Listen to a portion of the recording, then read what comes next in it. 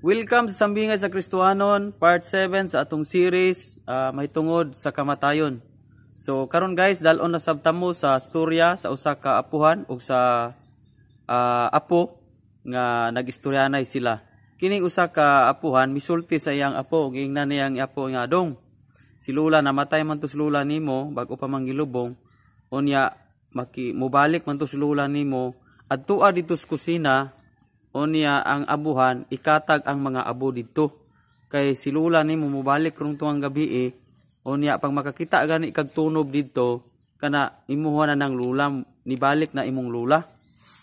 So karon miingon ning apo nga sige lo, excited kayo ning apo tungod kay gimingaw ba pud siya sa iyang Lula kay nasulod siya una-una nga mubalik baday si Lula. So iya yung gikatag dito guys ang abo dito sa kusina. Karon wala siya matulog, excited siyang nagulat, abot na laman og alas 12, wa pa gyud siya natulog. So iyang giadto dito sa kusina pagka alas 12. Karon pagtan-aw niya dito, daghan kayong tunob ngayang nakita dito pero dili tunob sa tao. So tunob sa iring ang iyang nakita dito tungod sa kadaghan. Unya sugilon sa siyang lolo insalo. Ako nang nakita dito daghan mang tunob dito lo. Unya dili man tunob ni Lula, tunob man og mga iring. So niingon ning lolo nga dong si Lula to nimo nagpairing-iring ra. So karon balik ang apo dito sa kusina, pagtan-aw niya dito sa kusina wala naman ang iring. So niyan siya nga tar si Lula no. Wa jud ko kita ga pairing-iring dai si Lula. Muto nga nibalik og tulog ang apo. Unya pagkaugma excited kayo ang apo, balik na po sa kusina. Kay lagi basig nagpairing-iring na po, basig nakatulog na dito ang iring. Unya moto guys nga pag adto ni sa kusina nakaagi sa dito sa lamisa. Karon kay ang lamisa nga nagian katong inununan nga gitakluban sa lamisa gisungkab na ba? Gisungkab na sa iring. So anay bilin nga inununan. So karon na sulod sa una-una sa apo nga katudog ang iring nga nibalik gabi si Lula to. Gisungkab man ang inununa namo, wa na non mi kasud-an ni lolo ani ron. So nanumbong ding apo dito siyang lolo sa lo, dali-dali din ni apo sa lo. Kaning si Lula gisungkab man ang atong inununan, wa naman ang atong inununan. At tarwa man nalubla si Lula. So niyon ang lolo nga dong. Basta dalo kayo na sungkaban na nga iring dili na si Lula nimo. So guys, di nilang takutob sa ato ang Sambingay istorya karon. Now nahimong kalatawan ito istorya tungod kay kanino ong inununan gikaon daw sa iring nga mautoy gituuhan nga Lula ni balik. So karon unsa man ni katinuod kay ning giingon sa kadaghanan kay daghan man kayo mga tinuuhan karon ba kung naay mamatay sa Pilipinas mo ni kinadaghan tinuuhan kung naay mamatay. Muna nga daghan kay mga tinuuhan sa tong katigulangan nga kani kunong mamatay mobalik pa. Muna ang uban kanang gikas minteryo sila butangan gyud abo anang before kamusaka kay para kuno nga dili makakuyog sa sulod ang mga espiritu. So unsa man ni katinuod atong kuhaan og lesson kini maong istorya diha sa Biblia. Diha sa Job chapter 7 verse 9 to 10 atong basahon Job chapter 7 verse 9 to 10. Sama nga ang panganod mahanaw ang tao nga manaog ngadto sa Seol dili na gayod mobalik. Verse 10. Dili na siya mopauli ngadto sa iyang balay ug ang iyang dapit dili na makaila kaniya. So guys, dinhi sa Job chapter 7 verse 9 to 10, giklaro nini nga ang usa ka patayng tawo, ang usa ka patay nga lawas sa tawo, once nga maadto na siya sa lubnganan sa minteryo, matud pa dinhi ang iyahang espiritu o kalag dili na siya makabalik o makapauli sa iyang balay. So dili na siya tinuod nga mga tinuuhan nga kuno ang atong mga minahal sa kinabuhi. Kung dili kuno nato duawon dito kalgunta unya masilag sila nato kung dili nato dagkutan dito dili na siya tinuod. Nganuman kay ang Job chapter 7 giklaro diha nga dili na siya makapauli sa iyang panimalay. Sa verse 10 dili siya makapauli ngadto sa iyang balay ug ang iyang dapit dili na makaila kaniya. So dunay mga tinuuhan ba nga kinahanglan jud kunong adtuon dito kay nagpadamgo unya kanang gihangop ang iyang apo, gihangop ang iyang mama, iyang igsuon gihangop. Sumunang gituuhan sa kadaghanan nga katong kalag nagsamok pa nila.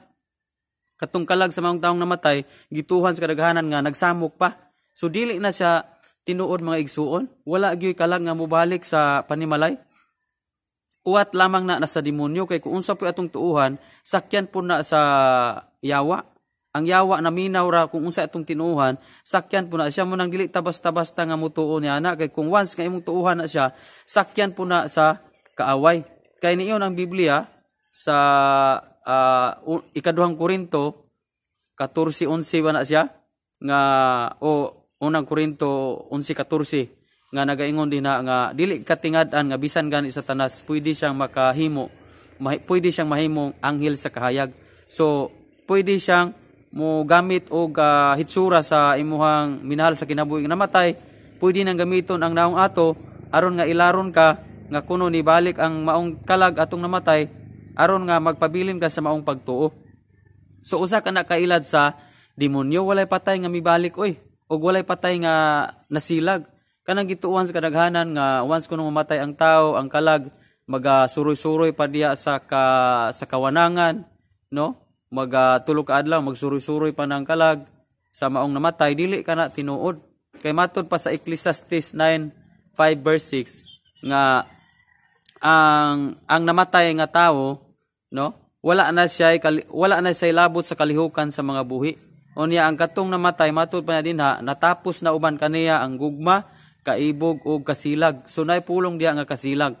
So dili tinuod nga kanang og dili kuno nato dagkutan, dili nato duawon kalgon ta sa mga namatay. No dili na sa tinuod but pasabot masilag pa da itong namatay, pero basahag sulay diha sa Ecclesiastes 9:5-6. Ba natapos na uban kanila ang kasilag, no, ang kaibog, ang gugma. Muya matud pa sa Job 7:9-10 nga wa nagipatay nga mobalik pas ilang panimalay. So usa ka na kailad ni Satanas, usa ka na uwat, usa ka na ka pagpanguwat ni Satanas nga ang kalag sa namatay, ang espiritu ato kalag mobalik pas maong panimalay unya magsamok pas pamilya. Dili ka na tinuod, usa ka na kabakak, usa ka na kalimbong ni Satanas. Munang dili ta magpalimbong mga igsuon ko diha sa Ginoo, dili ta magpalimbong sa mga tinuhan. Kay kini manggong ato ang nasod, kini Pilipinas matud pa survey nga mao ni kinadaghanan og tinuuhan may tungod sa kamatayon. Di ba? Dili lang kay kana ala igsuon nga kanang patay mobalik pati pagkadaghana nga tinuuhan. Usan niya na kanang pag mo adto kaslumnganan, pag uli nimo kinahanglan butang ag abo. Unya napagyud daghang mga tinuuhan nga dili pwedeng manilhig kay masilhig pod ang ato ang pamilya og kamatay. Di ba? Pag naay namatyan, dili pwedeng manilhig, dili po kuno pwedeng magharos o kalamunggay, dili pa pwedeng magutan og kalamunggay. Kay ang tinuuhan is maharos pod ang mga pamilya og kamatay. Di ba? So, inani ka kana bang daghan kayong tinuuhan ang atong tigulangan nga dili nimo mabasas kamatuoran. Unya hangtod karon daghan pa kayong nagsunod niini. Muna nga kini atong video karon usas mga tinuuhan nga akong gina-explain, kani bitang tinuuhan nga mobalik pa daw ang patay o ang kalag mo mangalag pa ang patay sa mga buhi.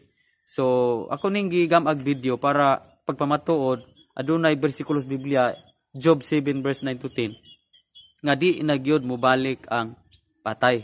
So kinsa man day nang nibalik nga nigamit man ni padamgo man o matud pas kadaghanan gipadamgo mami.